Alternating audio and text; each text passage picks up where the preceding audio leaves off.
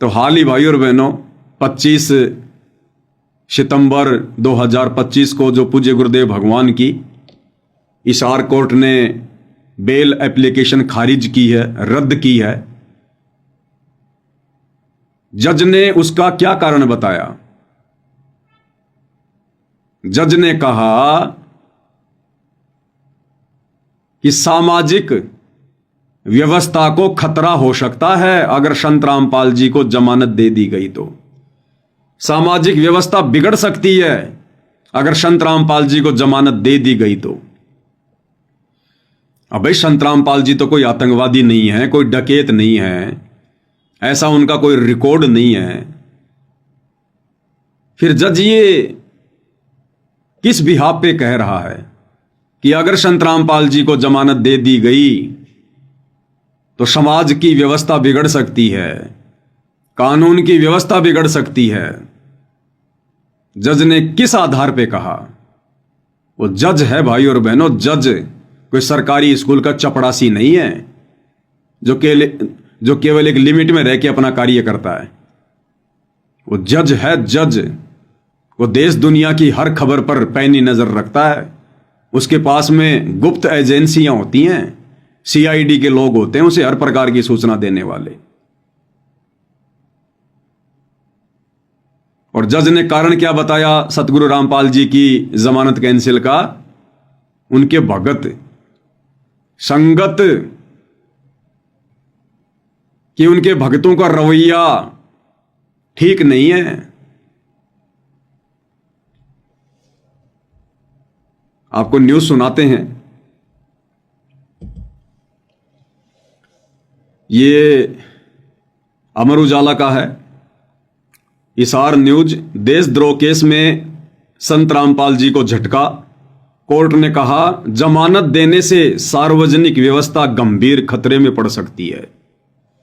अगर संत रामपाल जी को जमानत दे दी गई तो सार्वजनिक व्यवस्था गंभीर खतरे में पड़ सकती है। गंभीर खतरे में क्यों पड़ सकती है? क्या कारण बताया जज ने? अमर उजाला, अदालत ने संत रामपाल जी की जमानत याचिका खारिज करते हुए टिप्पणी की कि आरोपी की रिहाई से सार्वजनिक व्यवस्था गंभीर रूप से खतरे में पड़ सकती है और न्याय प्रक्रिया बाधित हो सकती है।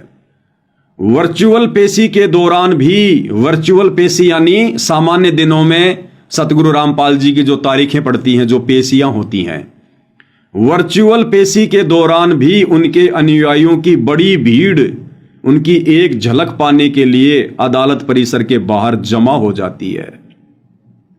ट्रायल के दौरान देखा गया है। कौन सी ट्रायल? बरवाला कांड के बाद जब गुरुदेव भगवान को तारीखों पर हिसार कोर्ट में लाया जाता था और जिस समय इन काल प्रेरित शतलोक आश्रम मैनेजमेंट हरियाणा वालों के मनमुखी आदेश को गुरु का आदेश मानकर ये लाखों की भीड़ जो कोर्ट के आसपास जमा हो जाया करती थी, तो कहते हैं ट्रायल के दौरान देखा गया है कि कई लोगों, यहां तक कि बड़ी संख्या में महिला अधिवक्ताओं ने यानी महिला वकीलों ने इस मामले में पेश होने का विशेष अधिकार हासिल करने के लिए वकालतनामा दाखिल करने की कोशिश की है। यानी उस भीड़ का हिस्सा बनने के लिए संत रामपाल जी की महिला वकीलों ने, जो कि उनकी भगत भी हैं, उन्होंने भी वकालतनामे पेश किए हैं।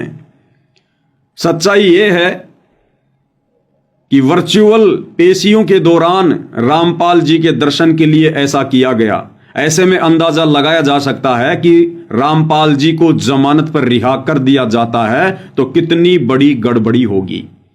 अदालत ने कहा है कि रामपाल का पिछला आचरण, जिसके कारण मौजूदा प्राथमिकी दर्ज की गई, स्पष्ट रूप से माननीय उच्च न्यायालय के आदेशों की जानबूझकर की गई अवहेलना को दर्शाता है। वह उच्च न्यायालय के गंभीर निर्देशों का सम्मान नहीं कर सकता तो उसे किसी अधीनस्थ न्यायालय द्वारा पारित आदेशों की पालना करना नासमझी होगी। जज क्या कह रहा है कि हमने बरवाला कांड में देखा है कि किस प्रकार से संत रामपाल जी ने अपने भक्तों को कमांडो बनाकर, अपने भक्तों को मोहरा बनाकर, ढाल बनाकर और चंडीगढ़ हाई कोर्ट के आदेशों की भी धज्जियां उड़ाई है, अवहेलना की है।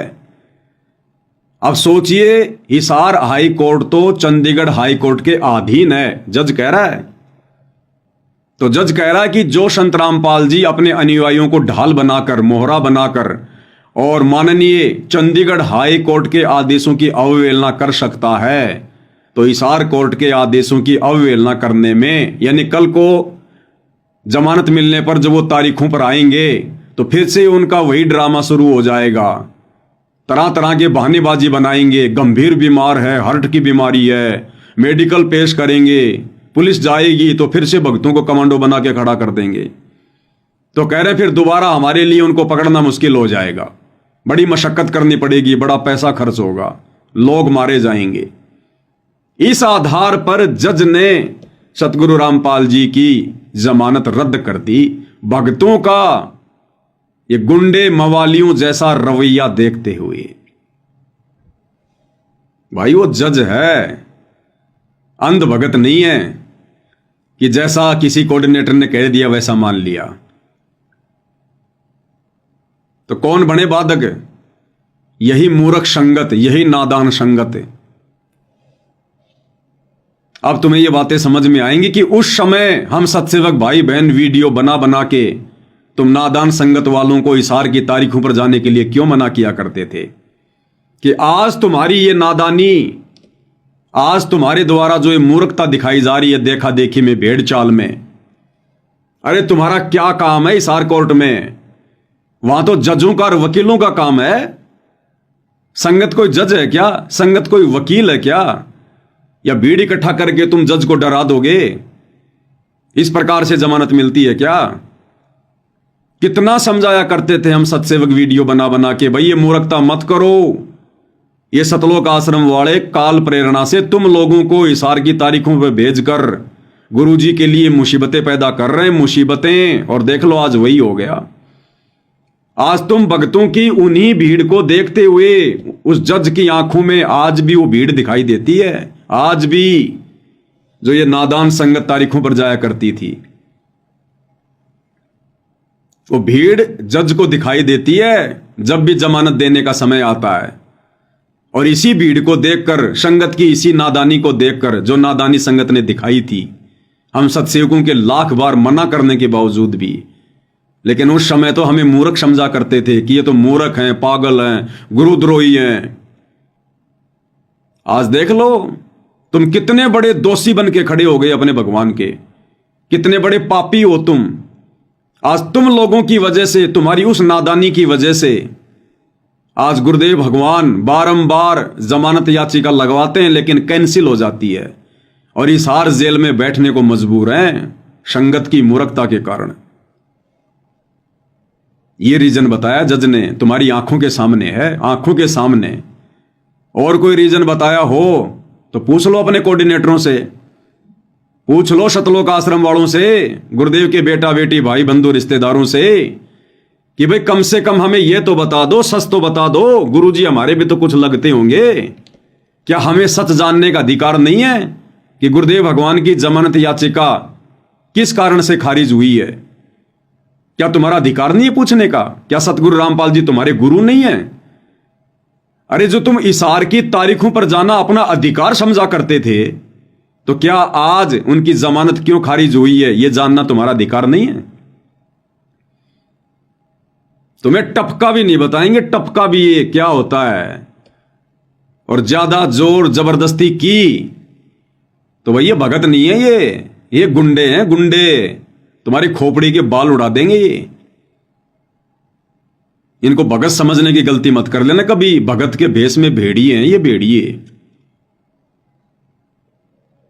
तो क्या तुम्हारा अधिकार नहीं है इन लोगों से पूछने का? पूछा कभी किसी ने आज तक कि गुरुजी की जमानत क्यों कैंसिल हो गई? तुम्हें तो यहां तक सूचना नहीं दी गई कि गुरुजी की जमानत कैंसिल हो गई, क्यों हुई ये तुम्हें कहां से बताएंगे? और तुम इनके न्यूज चैनल को सब्सक्राइब करवाने के लिए गांव गांव जो है वो डोल रहे थे, घूम रहे थे, तुम भटक रहे थे कि सा न्यूज चैनल को सब्सक्राइब करो, बस यही न्यूज चैनल है दुनिया में जो सच दिखाएगा।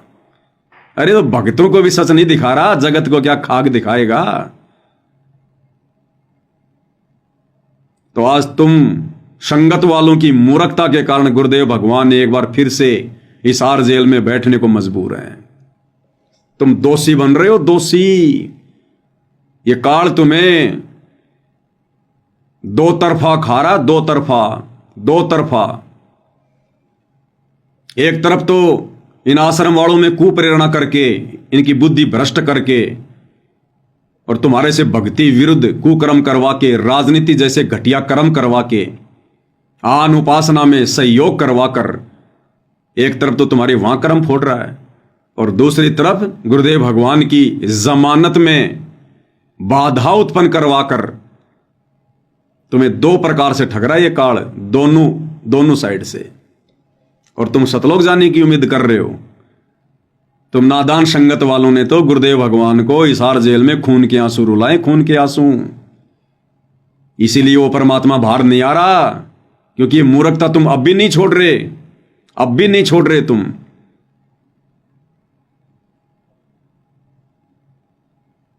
और ये इन्होंने पहली बार नहीं किया, हर बार गुरुदेव भगवान की जमानत हिसार कोर्ट ने एक इसी पॉइंट को लेकर खारिज की है, एक इसी पॉइंट को लेकर, क्योंकि भक्तों ने भय पैदा कर रखा, डर। तुम अपने आप को भगत समझते होंगे कि हम भगत हैं, हम बहुत अच्छे हैं। दुनिया वालों की नजरों में संत रामपाल जी के शतलोक आश्रमों से जुड़े भगत गुंडे और मवालियों से ज्यादा नहीं है। तुम भले अपने आप को भगत समझो, लेकिन तुम्हारे जो कर्म है ना, उनको देखकर दुनिया तुम्हें मवालियों से ज्यादा कुछ नहीं समझती।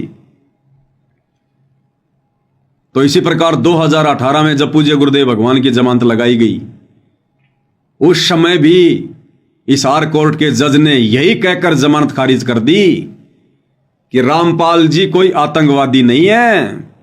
यानी गुरुदेव को दोषी नहीं बता रहे जज, गुरुदेव की कोई गलती नहीं बता रहे जजों ने तो यहां तक कहा कि रामपाल जी कोई आतंकवादी नहीं है, हम तो मानवता के नाते उनको जमानत देना चाहते हैं, लेकिन उनके भक्तों का रवैया ठीक नहीं है। आपको सन 2018 की वो न्यूज सुना देता हूं, ये आपकी आंखों के सामने है। चाकर भी हाई कोर्ट ने रामपाल को नहीं दी जमानत। चंडीगढ़ हाई कोर्ट में जमानत लगाई गई थी 2018 में। कब लगाई थी? जब पूज्य गुरुदेव भगवान की मुंह बोली माता इंद्रो देवी का निधन हो गया था और शतलोक आश्रम मैनेजमेंट हरियाणा वालों ने यह दलील पेश करके कि साहब भारतीय संस्कृति के अनुसार जो बड़ा बेटा होता है वो माता पिता की जो वो चिता होती है उसको आग देता है, तो इस बिहाफ पे आप संत रामपाल जी को कुछ दिनों की जमानत दीजिएगा। और भाई और बहनों, दुनिया का कोई भी कोर्ट बड़ी आसानी से उसके पिता को अग्नि देने के लिए या उसकी माता की चिता को अग्नि देने के लिए बड़ी आसानी से जमानत देगा। अगर परमानेंट जमानत नहीं देगा तो पुलिस की कस्टडी में उसको शमशान घाट लेकर जाएगा। और ये जो संस्कार है, जो ये चला आ रहा था एक परंपरा के तहत, इसको जरूर सरकार पूरा करवाती है।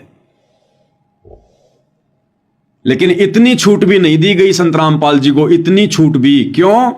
भक्तों के रवैयों को देखकर, भक्तों की नादानी और मूर्खता को देखकर। और उस समय क्या किया था भक्तों ने पता तुम्हें? अभी तुम लोग नए नए जुड़ते हो, कोई 2 महीने, कोई 6 महीने, कोई 2 साल, और अपने कोऑर्डिनेटरों की बातों में आके फुदकते रहते हो। तुम्हें कुछ नहीं पता हिस्ट्री का, ना तुम्हें बरवाला कांड का पता, ना इन लोगों के घटिया मनसूबों का पता, ना तुम्हें कोई ज्ञान आधार। एक चीज जानते हो, गुरुद्रोही गुरुद्रोही गुरुद्रोही गुरुद्रोही। इसके अलावा दूसरी कोई वाणी आती है तुम्हें परमात्मा की? एक तरफ तो इन शतलोक आश्रम मैनेजमेंट हरियाणा वालों ने हाई कोर्ट में संगत को यह दिखाने के लिए, संगत से ज्योति पाठ और दान का पैसा वकीलों के नाम पर हड़पने के लिए, जमानत के नाम पर हड़पने के लिए, एक तरफ तो चंडीगढ़ हाई कोर्ट में जमानत लगा रहे हैं। और जमानत क्या कहकर लगा रहे हैं कि उनकी माताजी का देहांत हो गया और उनकी माताजी को अंतिम संस्कार में संत रामपाल जी ने अग्नि देनी है। ठीक है, लगा दी याचिका। कोर्ट भी बैठ गया। कोर्ट ने कहा भैया ठीक है, कल फैसला करेंगे। माताजी की बॉडी को डीप फ्रिज में लगा दिया गया, बर्फ में लगा दिया गया एक रात के लिए, क्योंकि कोर्ट का फैसला दूसरे दिन शुक्रवार को आना था। 2018 22 अप्रैल की बात है ये। 23 अप्रैल को फैसला आना था। रात को बॉडी को डीप फ्रिज में लगा दिया गया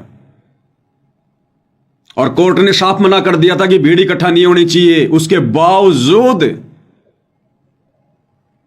शतलोक आश्रम सिंहपुरा में, रोहतक में, उस समय धनाना नहीं बना था, शतलोक आश्रम में और सोनीपत में कई हजारों की संख्या में संगत को इकट्ठा कर लिया गया और सीआईडी वालों ने तुरंत जज के पास में सूचना पहुंचा दी कि साहब इन्होंने तो कोर्ट के आदेशों के बावजूद भीड़ इकट्ठा कर ली। और दूसरी तरफ 23 अप्रैल को दिन के 12 बजे फैसला आना था कि जज सतगुरु रामपाल जी को जमानत देंगे या नहीं देंगे उनकी माताजी के अंतिम संस्कार के लिए। 12 बजे फैसला आना था और भाई और बहनों, जज अवश्य जमानत देता, भले एक दिन की देता, पुलिस साथ में भेजता।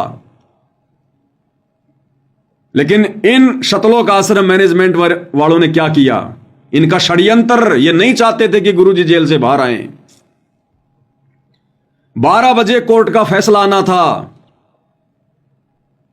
और इन शतलोक आश्रम वालों ने सुबह 8:30 बजे ही सतगुरु रामपाल जी की मुंह बोली माता जी का अंतिम संस्कार कर दिया और अंतिम संस्कार का वीडियो बनाकर सोशल मीडिया पर डाल दिया। सीआईडी वाले तो चारों तरफ थे, उन्होंने तुरंत वो वीडियो जजों को भेज दिया और जज ने देखा भैया जिस काम के लिए मैं जमानत देने वाला था आज, वो काम तो इन्होंने कर दिया। अब सतगुरु रामपाल जी की बाहर क्या आवश्यकता है? उनकी माता जी का अंतिम संस्कार तो उनके छोटे भाई ने कर दिया, महेंद्र ने, जो भगोड़ा बन के घूम रहा है। तो सीधे सीधे जज ने सतगुरु रामपाल जी की जमानत को कैंसिल कर दिया। अब बताओ भाई और बहनों, अरे क्यों उस डेड बॉडी को रात को फ्रिज में रखा? अगर दूसरे दिन कोर्ट का फैसला आने से पहले ही अगर आपने यह कार्य करना था तो कम से कम फैसला तो आने देते जज का। 12 बजे तक का तो इंतजार करते। इन्होंने सुबह 8:30 बजे ही इकट्ठा होकर भक्तों ने अंतिम संस्कार कर दिया और वीडियो बना के डाल दिया। ये चाहते हैं कि सतगुरु रामपाल जी भगवान की जमानत हो, सतगुरु रामपाल जी बाहर आए। केवल संगत को मूर्ख बनाने के लिए, जमानत के नाम पर संगत से पैसा हड़पने के लिए हमने 38 वकील कर रखे हैं, 38 वकील कर रखे हैं। क्यों कर रखे हैं भाई तुमने 38 वकील? अरे क्यों कर रखे हैं 38 वकील? तो कोर्ट ने क्या कहा था? ये दास व्हाट्सएप के ग्रुपों में डाल देगा। 2018 में भी मैंने डाली थी। चाकर भी हाई कोर्ट ने रामपाल को नहीं दी जमानत। जागरण संवाददाता चंडीगढ़ बरवाला हिसार के शतलोक आश्रम प्रमुख संत रामपाल की अंतरिम जमानत याचिका पंजाब एवं हरियाणा हाईकोर्ट ने मंगलवार को खारिज कर दी। हाईकोर्ट ने कहा है कि हम चाहते हैं कि रामपाल अपनी मां की अंतिम क्रिया में शामिल हो। देखो जज ने भी कितनी जज ने भी कितनी दयालुता दिखाई, मानवता दिखाई। जज ने कहा कि हम चाहते हैं कि संत रामपाल जी अपनी मां के अंतिम संस्कार में शामिल हों, लेकिन जैसी रिपोर्ट मिली है उसके बाद अंतरिम जमानत देना संभव नहीं है। रिपोर्ट क्या मिली? कि उनकी माताजी का अंतिम संस्कार तो हो चुका है। अब जमानत देने का क्या मतलब है? अब बताओ भाई और बहनों, ये काम ये सतलोक आश्रम वाले जानबूझ के करेंगे या अपनी मूर्खता के कारण करेंगे? ये इन्होंने जानबूझ के किया ऐसा, ताकि सतगुरु जी जमानत पर बाहर ना जाए। बेंच ने कहा कि रामपाल कोई आतंकी नहीं है, लेकिन उसके समर्थकों का रवैया देखते हुए उसकी याचिका खारिज की जाती है। उनके समर्थकों का रवैया देखते हुए, जो हिसार की तारीखों पर जाया करते थे ना, तो हम भीड़ जमा किया करते थे, कानून व्यवस्था में बाधा उत्पन्न किया करते थे, रोडें जाम हो जाती थी, गुरुदेव भगवान को जेल से कोर्ट में लाने में प्रशासन को परेशानी होती थी। कितनी पुलिस लगानी पड़ती थी, जनता कितनी दुखी हो जाती थी। क्या तुम जज थे? तुम वकील थे जो तुम गुरुजी की जमानत करवाने जाया करते थे, या तुम कोई फैसला देने जाया करते थे? काम क्या था वहां भक्तों का? भक्तों के कारण। लेकिन उसके समर्थकों का रवैया देखते हुए उसकी याचिका खारिज की जाती है। हुआ यह कि सुनवाई शुरू होते ही, यानी जब 11 बजे कोर्ट में जज बैठा सुनवाई के लिए कि जमानत देनी है नहीं देनी है, हुआ यह कि सुनवाई शुरू होते ही प्रदेश के पुलिस महानिदेशक डीजीपी और सोनीपत के पुलिस अधीक्षक एसपी दोनों पेश हुए। दोनों ने बताया कि उनके पास में इंटेलिजेंस से कुछ सूचनाएं आई हैं, हम इन सूचनाओं को चैम्बर में दिखा सकते हैं। हरियाणा का डीजीपी और सोनीपत का एसपी, उन्होंने कोर्ट में जज को कहा कि हमारे पास में कुछ गुप्त रिपोर्ट हैं, हम आपको चैम्बर में दिखाएंगे। यानी जहां पर जज बैठता है आराम करने के लिए, विश्राम करने के लिए, नाश्ता करने के लिए। तो फैसला देने से पहले हरियाणा का डीजीपी और सोनीपत का एसपी जज के पास में चैम्बर में चले जाते हैं। इस पर बेंच के दोनों जज डीजीपी के साथ चैम्बर में चले गए। वापस आने के बाद बेंच ने फैसला सुरक्षित रख लिया। करीब 4:30 बजे बेंच ने फैसला सुनाया कि रामपाल को राहत नहीं दी जा सकती। वही हाईकोर्ट ने कहा कि याची ने 3 सप्ताह की अंतरिम जमानत मांगी थी। गुरुदेव भगवान ने 3 सप्ताह की जमानत मांगी थी, 21 दिन की।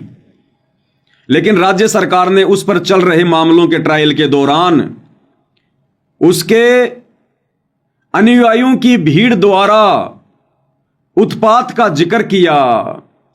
इसके साथ ही प्रदेश सरकार ने पाठ के स्थान को बदलने की बात कही। इन्होंने सोनीपत में पाठ रख दिया, पाठ। और पाठ के नाम पर इन लोगों ने मूर्ख संगत को इकट्ठा कर लिया जब गुरुजी की जमानत होनी थी। यह अखबार की न्यूज है भाई और बहनों। जजों को क्या पता पाठ क्या होता है, लेकिन सारी सूचना डीजीपी ने, गुप्तचर विभाग ने पूरी सूचना दी। इन लोगों ने जानबूझकर बकवाद करी, पाठ रख दिया सतगुरु रामपाल जी की माता जी की आत्मा की शांति के लिए, और संगत को इकट्ठा कर लिया। क्योंकि पाठ का पैसा कौन देगा? संगत देगी।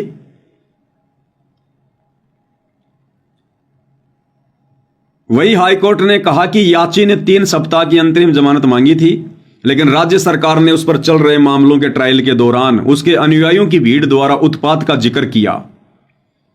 इसके साथ ही प्रदेश सरकार ने पाठ के स्थान को बदलने की भी बात कही। डीजीपी बोले समर्थकों को संभाल पाना मुश्किल होगा, क्योंकि बरवाला कांड में भक्तों का रवैया देख रखा था इन लोगों ने, कैसे पुलिस वालों पे पत्थर मार रहे थे, पेट्रोल बम फेंक रहे थे, बंदूकें ले लेके, काले कपड़े पहन के, कमांडो बन के। तो डीजीपी ने कहा कि साहब इनके भक्तों को संभालना बड़ा मुश्किल होगा। डीजीपी ने कोर्ट में कहा कि अगर रामपाल को उसकी मां के अंतिम पाठ में शामिल होने की इजाजत दी गई तो वहां उनके समर्थक एकत्रित होंगे। सुरक्षा के प्रबंध के बावजूद हजारों समर्थकों को संभालना मुश्किल हो जाएगा। ऐसे में लाठी चार्ज व अन्य तरीके भी शायद नाकामी साबित हों।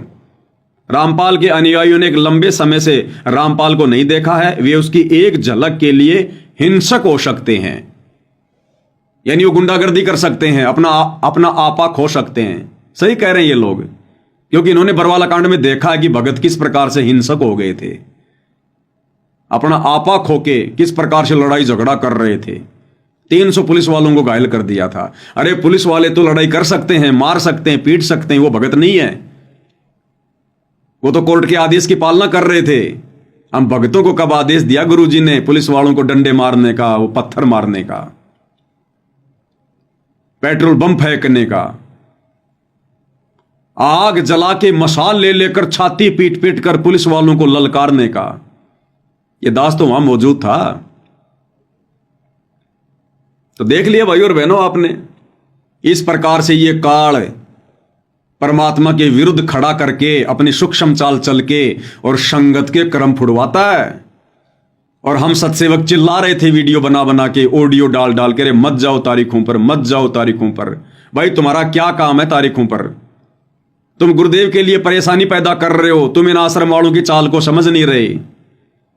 ये नहीं चाहते कि गुरुजी आ जाएं। अगर गुरुजी आ गए तो इनको पैसा कौन देगा, इनको ज्योति पाठ कौन देगा? सब अपने गुरुजी के हाथ में देंगे, इनकी चौधर इनके हाथों से चली जाएगी। ये मनमानी नहीं कर पाएंगे, राजनीतियां नहीं कर पाएंगे, इनके ऊपर अंकुश लग जाएगा।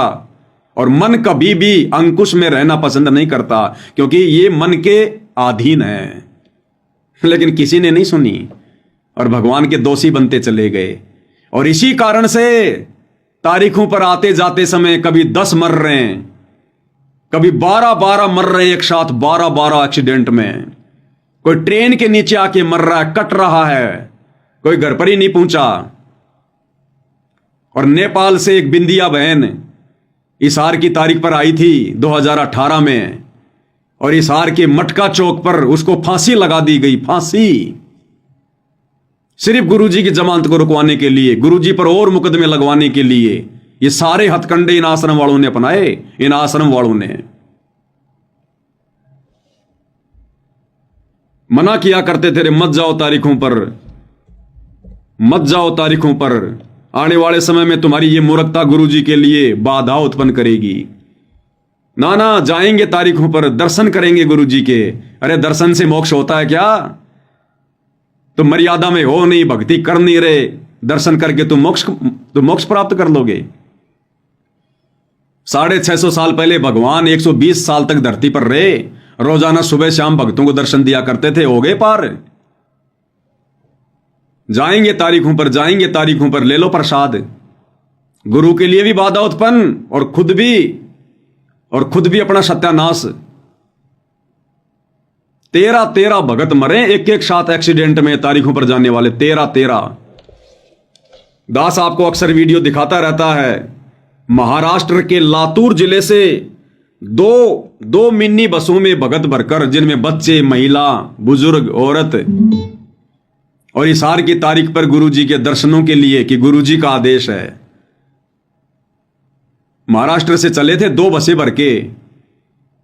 राजस्थान के नागौर में सुबह 3 बजे सामने से बैल आ गया, बैल। और वो गाड़ियां, दोनों गाड़ियां जो आगे पीछे थी, दोनों गाड़ी एक्सीडेंट हो गई, पेड़ से जा टकराई। 13 भगत मरे ऑन द स्पॉट, 13 भगत दुर्गति से तड़प तड़प के। सुन लो ये न्यूज। नमस्कार, वन इंडिया हिंदी में आपका स्वागत है। राजस्थान के नागौर में शनिवार तड़के बड़ा हादसा हो गया। नागौर के कुचामन सिटी के पास 2 मिनी बसें बेकाबू होकर पेड़ से टकरा गई। इस हादसे में 12 लोगों की मौत हो गई, जबकि दर्जन भर लोग घायल हैं। घायलों को स्थानीय अस्पताल में भर्ती कराया गया है। पुलिस के मुताबिक महाराष्ट्र के लातूर और सोलापुर के लोग 2 मिनी बस में सवार होकर हरियाणा के हिसार जा रहे थे। बस किशनगढ़ हनुमानगढ़ मेगा हाईवे से कुचामन सिटी के पास से गुजर रही थी। तभी सामने लावारिस गौवंश आ गए। इन्हें बचाने की कोशिश में एक मिनी बस बेकाबू हो गई और सड़क किनारे खिजड़ी के पेड़ से जा टकराई। उसके पीछे चल रही बस भी बेकाबू हो गई और पेड़ से टकरा गई। वहीं इस दर्दनाक हादसे में एक बच्ची और 4 महिलाओं समेत 12 लोगों की मौत हो गई। वहीं दोनों बसों में सवार यात्रियों में से 10 लोग घायल हैं, जिनमें से 6 की हालत बेहद गंभीर बताई जा रही है। फिलहाल इस खबर में इतना ही। तमाम अपडेट्स के लिए बने रहिए वन इंडिया हिंदी के साथ। ले लिया प्रसाद, हो गया मोक्ष, करवा लिया मोक्ष। हिसार भी नहीं पहुंच पाए, राजस्थान से मोक्ष हो गया। मनमाना आचरण, भेड़ चाल, देखा देखी। सतगुरु ने ज्ञान दिया, जबरदस्ती नहीं करेगा, और जबरदस्ती करने वालों की रक्षा भी नहीं करेगा। काल के साथ एग्रीमेंट है कि भगवान आप नीचे जाना, जबरदस्ती ना करना। जो आपका ज्ञान समझे उसको सतलोक ले जाना। तो ये सतगुरु के ज्ञान में ये तारीखों पर जाना। अरे सतगुरु ने हमें एक नेक नागरिक बनाया है, सभ्य नागरिक बनाया है, आदर्श नागरिक बनाया है। और नेक नागरिक कभी भी इस प्रकार की हरकतें नहीं करता।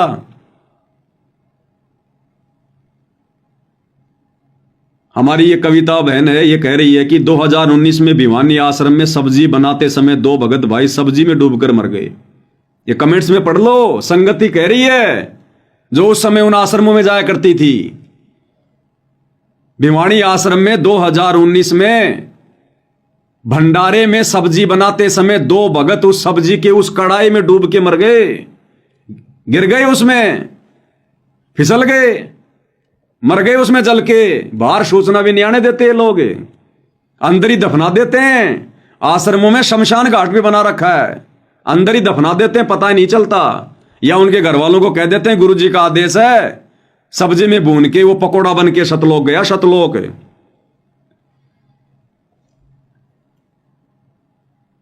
दूसरा कमेंट्स कर रही है ये कविता बहन, भिवानी से हिसार जाते समय तारीख पर ऑटो पलटने से कई बार दुर्घटना हो चुकी है। बहुत मरे भाई और बहनों, कम से कम 400-500 भक्तों की मौत, अकाल मौत, दुर्गति से मौत। 2014 बरवाला कांड के बाद 2014 से 2019 तक, जब तक ये कोरोना नहीं आया था 2020 तक, इन आश्रम वालों के मनमाने आदेशों की वजह से हिसार तारीखों पर, रोहतक तारीखों पर आने जाने वाले कम से कम 400-500 भक्तों की अकाल मौत हो चुकी है। ये मोक्ष प्राप्त करेंगे क्या? इनके तो आने वाले समय में दुर्गति होगी, दुर्गति। इसलिए गुरु दुखी है। दर्शन से मोक्ष होगा। 2018 या 19 की बात है, इन्होंने जो रोहतक में पशु मेला ग्राउंड में कबीर प्रकट दिवस मनाया था, कितनी भयंकर बारिश आई थी, तूफान आया था, इनकी सारी योजना धरी धरी रह गई। बोले गुरु जी का आदेश है, गुरु जी का आदेश है। इतना भयंकर तूफान आया, इनके भंडारे को जो है चकनाचूर कर दिया। भगत चप्पल जूते के बिना गए थे अपने घरों पर, चप्पल जूतों के बिना। ट्रोलियां चप्पल जूतों की भर भर के बाहर फेंक के आनी पड़ी थी। वो लड्डू जलेबी तुम्हारी धरी की धरी रह गई थी, तुम्हारे टेंट उखड़ गए थे। गुरु जी का आदेश है। अरे गुरु के आदेश मिलने के बाद में काल अपना तांडव मचाएगा।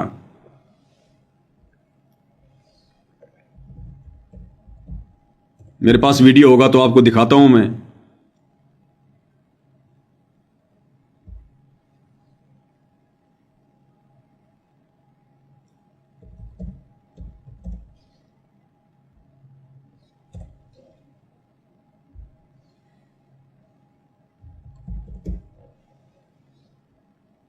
ये रहा रोहतक पशु मेला ग्राउंड का 2018 में कबीर प्रकट दिवस मनाए थे इन्होंने, गुरुजी का आदेश बताकर, और काल ने ऐसी की तैसी कर दी पूरे भंडारे की। बारिश में बच्चे भीग गए, घुटनों घुटनों पानी चढ़ गया उसमें। आए थे कबीर प्रकट दिवस मनाने, छोटा सा मुंह लेके गए सारे।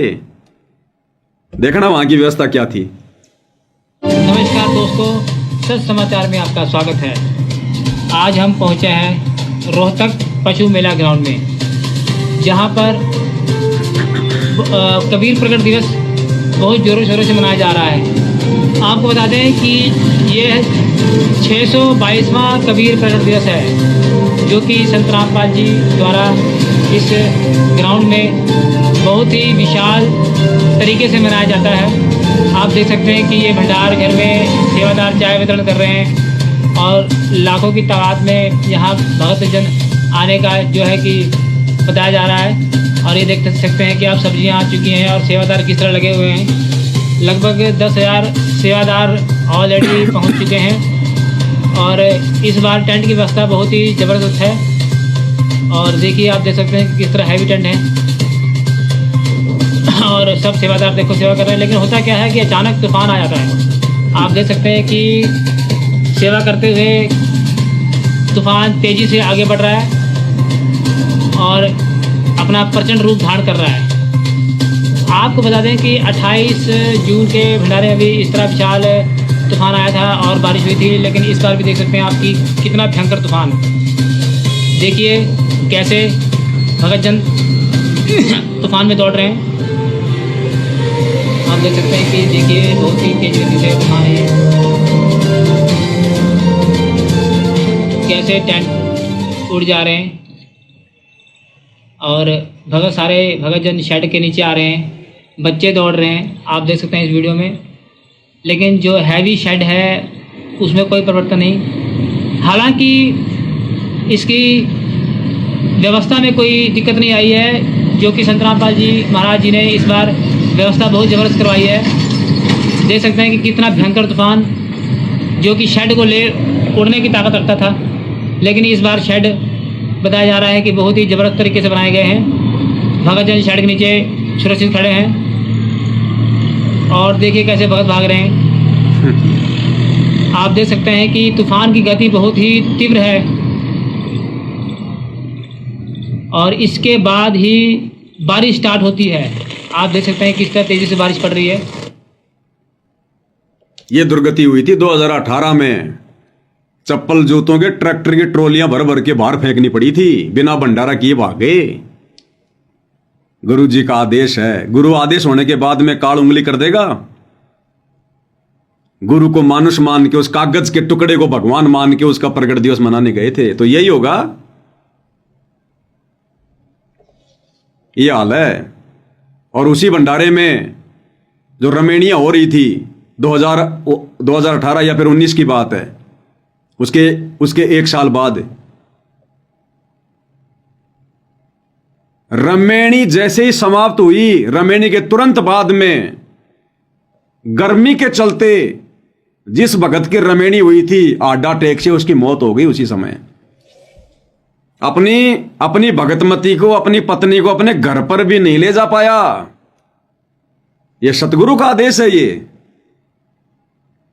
रमेणी करते ही तुरंत बाद में हार्ट अटैक से मौत हो गई, वहीं विधवा बना दिया उसको, विधवा। सतगुरु का आशीर्वाद है।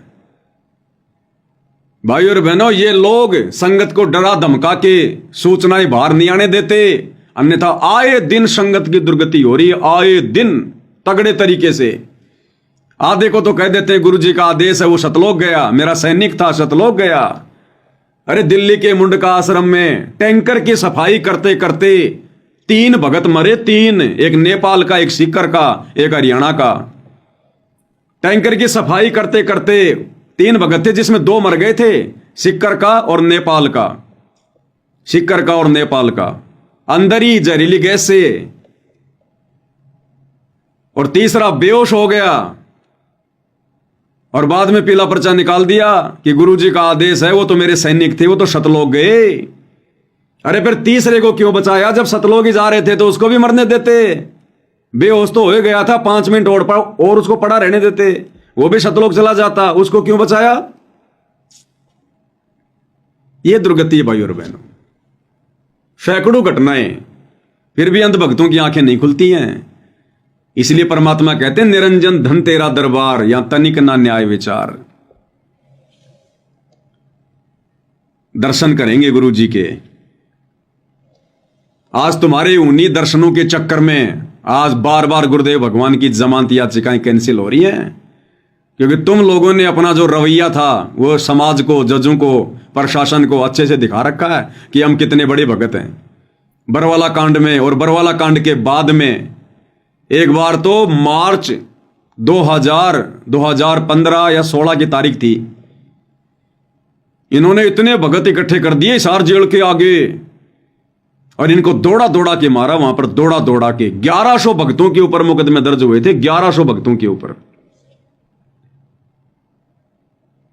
देश और दुनिया में सिवाय गुरु जी की बदनामी की इन्होंने कुछ नहीं किया। कर लो दर्शन, हो गया तुम्हारा मोक्ष दर्शनों से। कितने दर्शन किए तुमने गुरु जी के? तुम्हारी वजह से बाद में प्रशासन ने संत रामपाल जी को तारीख पर कोर्ट में भी लाना बंद कर दिया। जेल में ही तारीखें होने लग गई, जेल में ही। कर लो दर्शन। सत्संग नहीं सुने भाई, ये ज्ञान की कमी है, ज्ञान की कमी। ये झंडूपना वही कर सकता है जिसने सतगुरु के ज्ञान को नहीं समझा। तो सतगुरु के परिवार ने तो ज्ञान को कभी समझा ही नहीं, उनको तो छींट भी नहीं है, और तुमने उन लोगों को महाज्ञानी मानकर उनको फॉलो करना शुरू कर दिया। तो क्या होगा? परमात्मा कहते हैं, ज्ञानी से ज्ञानी मिले और करे ज्ञान की बात, और मूर्ख से मूर्ख मिले के घूसा के लात। तो दोनों तरफ मूर्ख पैदा हो गए, आश्रम वाले भी और आश्रमों के पीछे लगी हुई संगत भी।